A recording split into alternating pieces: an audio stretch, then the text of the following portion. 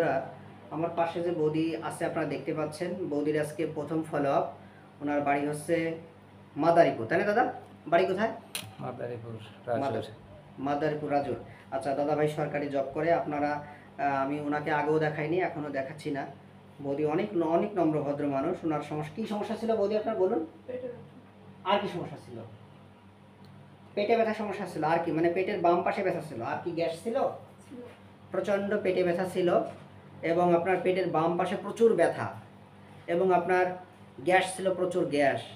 তো এখন কি আপনার পেটে ব্যথা আছে না সেরে গেছে? নেই, সেরে গেছে। দাদা পেটে ব্যথা কি আছে?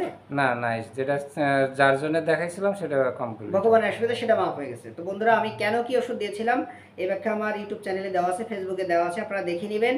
তো আজকে উনি আসছে কিসের জন্য এটাই আমি জানাবো। দাদা আজকে কি প্রবলেমের জন্য আসছেন? নাক দিয়ে ব্লাড আসে দিনে 4 বার 5 বার 8 বার 10 বার। নাক দিয়ে ব্লাড আসে, দিনে 4 বার 5 বার ব্লাড আসে। বন্ধুরা, এই যে রিপোর্ট করে নিয়ে আসছে, কি রিপোর্ট আনছে আমি এটা দেখাচ্ছি। এখানে আছে আপনার ব্লাটেরিয়াল ম্যাক্সিলারি সাইনাস রিটেনশন সিস্ট, মানে আমাদের যে নাক রয়েছে, আমাদের এই নাকের মাঝখানে আমাদের ফাঁকা জায়গা রয়েছে, যেটাকে আমাদের সেপ্টাম বলে।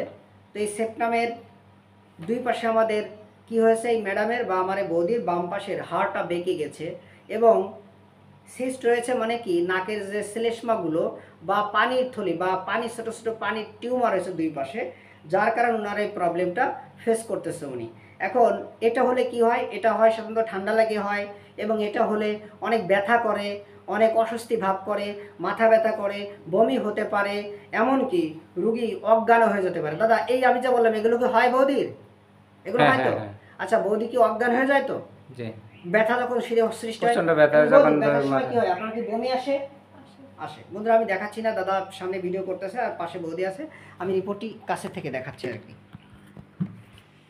আপনারা দেখুন, ম্যাক্সিলারি ব্লাটেরিয়াল মানে দুই পাশেই সাইনাস রিটেনশন সিস্ট এবং ডিএনএস টু লেফট মানে বাম পাশের হাড় বাঁকা হয়ে গেছে এবং ওনার যে দুই পাশেই যে আমাদের ম্যাক্সিলারি যে হাড় রয়েছে দুই পাশেই, এর মাঝে যে ফাঁকা জায়গা, এখানে ওনার সিস্ট হয়েছে, যার কারণে ব্লাড যখনই যেতে পারে না, নিঃশ্বাস তখনই প্রবলেম দেখা দেয় এবং নিঃশ্বাস ক্লিয়ার হয় না। তখন কি গাল দিয়ে নিঃশ্বাস নেওয়া লাগে, তাই তো ওদি?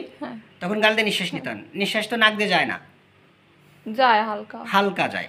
এবং আপনি বলেছেন যখন আপনার এই রক্তটা পড়ে, রক্ত পড়ার আগে কি কি লক্ষণ দেখা দেয় বলুন? বমি হয়, মাথা যন্ত্রণা হয়। বমি হয় এবং মাথা যন্ত্রণা দিয়ে শুরু হয়, তাই তো? তো বন্ধুরা এই কথাটিকে আপনারা ইন্ডিকেট করে আপনারা হয়তো কি দিতে পারেন, ফসফরাস ভাবতে পারেন, আমাদের ইপিকাককে ভাবতে পারেন, আমাদের অনেক মেডিসিন আছে সেগুলো আপনারা ভাবতে পারেন। কিন্তু বন্ধুরা আমি আমার বৌদিকে আগে দিয়েছিলাম কি ক্যালকিরিয়া ফস 0/1 0/2 0/3 দিয়ে 4 দিয়েছিলাম। এই ক্যালকিরিয়া ফসের অপ্রতুল্য ক্রিয়ায় আমার বৌদির তলপেটের ব্যথা 100তে 100% ভালো এবং প্যানগ্যাস্ট্রাইটিসের সমস্যা কমে গেছে, তাই তো বৌদি? পেটে ব্যথা নেই তো? পেটে কোথায় ব্যথা ছিল একটু দেখান, পেটের কোন পাশে ব্যথা ছিল? বাম পাশে না? আচ্ছা আচ্ছা, বাম পাশে। এবং আপনার রক্ত কিরম পড়ে একটু দেখান, এই যে ছবি তোলা আছে, মোবাইলটা দেখান। বন্ধুরা এই যে আমার বৌদির যখন রক্ত পড়ে, রক্ত একটা না পড়ে ফোটে ফোটে, তাই তো? ফোটে ফোটে পড়ে। আচ্ছা, যখন রক্ত পড়ে তখন আপনি কি করবেন, মাথা উঁচু করে সচিত হয়ে তখন কিন্তু শুতে হবে, ঠিক আছে? এবং তখন আপনি পানি ব্যবহার করতে পারেন। আর কি করতে হবে, কি করা লাগবে না, আমি কিন্তু সব আপনাকে পথ্যগুলো বলে দিচ্ছি, একটুগুলো মানবেন, ঠিক আছে বৌদি? তো এই রক্ত পড়া দেখবেন বন্ধুরা, এই ফসফরাসের অপ্রতুল্য ক্রিয়ায় বৌদি ভালো হয়ে যাবে। কারণ আর এই যে রক্ত পড়ে, এটা হচ্ছে বন্ধুরা এই রোগের নাম হচ্ছে ইপিট্যাক্সিস। এই ইপিস্ট্যাক্সিস এবং প্রচণ্ড পেইন এবং সাথে ওনার প্রচণ্ড বমি হয় এবং ওনার অজ্ঞান হওয়ার একটা অপশন আছে। অজ্ঞান হয়ে যায় ব্যথার চোটে এবং রক্ত যখন পড়ে, এবং ঠান্ডা পানির প্রতি কি বিশাল টান, অনেক খেতে ইচ্ছা করে, তখন প্রচণ্ড ইচ্ছা করে। বন্ধুরা এই একটা কথাই আমি ওনাকে দিলাম, আর ওনার কেসটি আমি আপনাদের অ্যাড করে দেবো, আপনারা দেখে নেবেন কেন ওনাকে আমি এটা দিয়েছিলাম। তো বৌদি আপনার ঠান্ডা লাগতো প্রচণ্ড, এটা কি এখন আগের চেয়ে একটু কমছে? তো একটু কমছে, আচ্ছা। এবং আপনার মা বাবা মরে গেলে দাদা, আমার বৌদির যে আত্মীয় স্বজন যারা মারা গেছে তাদের কথা মনে পড়লে ওনার বুক ফেটে কান্না আসতো, এই কান্নাটা কি একটু এখন কমছে? একটু কমছে আগের থেকে। আচ্ছা আচ্ছা, ঠিক আছে। আচ্ছা, এরপরে ওনার কানে ব্যথা ছিল, কানে ব্যথা কি এখন আর আছে বৌদি? কানে ব্যথা আছে? কানে ব্যথাটা নেই। বন্ধুরা যেটা ওনার সেরে গেছে সেটা আমি ওকে লিখেছি, যেটা সারে নাই কমেছে সেটা আমি লেস লিখেছি। এবং আমার বৌদি বলল যে ওনার ক্ষুধা কেমন। বৌদি আগে ক্ষুধা মোটেই ছিল না, এখন কি ক্ষুধা বাড়ছে? হ্যাঁ হ্যাঁ বাড়ছে তো। আচ্ছা আমি কোনো দাদা বড় বড় ভিটামিন, বড় বড় বড়ি করি এগুলো দিছি নাকি শুধু পানি ওষুধ দিয়েছি? না, ওই যে পানি আর বায়োকেমিক। আচ্ছা বায়োকেমিক ওষুধ তাই তো, বায়োকেমিক গোল গোল চাকা চাকা পড়ি। জি। আচ্ছা এই পানি ওষুধ এবং এই বায়োকেমিক ওষুধ খেয়েই তো আমার বৌদি সুস্থ তাই তো? হ্যাঁ। বন্ধুরা ওনার প্যানগ্যাস্ট্রাইটিস ছিল প্রচণ্ড, সাথে আমি নেটটামফস 6 দিয়েছিলাম সাপোর্টার হিসেবে। তো উনি সুস্থ আছেন, ওনার মুখ থেকে শুনলেন। এবং খাওয়া দাওয়া আগের চেয়ে অনেক ভালো হয়েছে তো?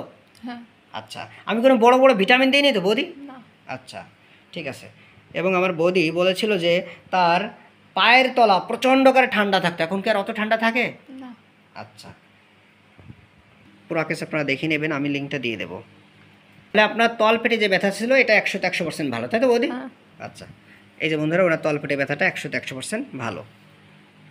আর হলো আপনার প্রচণ্ড আকারে লিউকোরিয়া ভাঙতো, সাদা স্রাব ভাঙতো প্রচুর আকারে, এবং যেখানে লাগতো সেখানে চুলকাইতো, সেটা কি কমে গেছে? একটু কমছে। কমছে। আচ্ছা কমছে এই করতে গেলে, যে একটু করা টরা হইলে পরে অবস্থা। একটু কমছে। আচ্ছা ঠিক আছে। এবং আপনার ব্যথা ছিল বাম পাশে, সেটাও সেরে গেছে। আচ্ছা দাদা আপনাদের ভিডিওটা যদি জুনিয়র ভাই বোনেরা এবং জনসাধারণ দেখে তাদের মনোবল বাড়ে, আপনাদের কোনো সমস্যা আছে দাদা? না সমস্যা নাই, না আমাকে ফেস না আসলেই হলো। হ্যাঁ ফেস আসে নাই, ঠিক আছে দাদা। এই রিপোর্টগুলো একটু দেখান বন্ধুরা, একটু দেখাই দেখি রিপোর্টগুলো। বন্ধুরা এই যে আমার দাদা ভাই অনেক কষ্ট করে এই রিপোর্টগুলো করে নিয়ে আসছে, যে উনি অনেক সিটি স্ক্যান করেছে, দামি দামি সিটি স্ক্যানগুলো অনেক টাকা খরচ করে এই রিপোর্টগুলো করেছে, গাদা গাদা রিপোর্ট করেছে। কিন্তু মেন প্রবলেমটা কি তাহলে আপনারা তো বুঝতে পারছেন মেন সমস্যা কি। বৌদি আপনার যা রোগ হয়েছে আপনি কি জানতে পারছেন?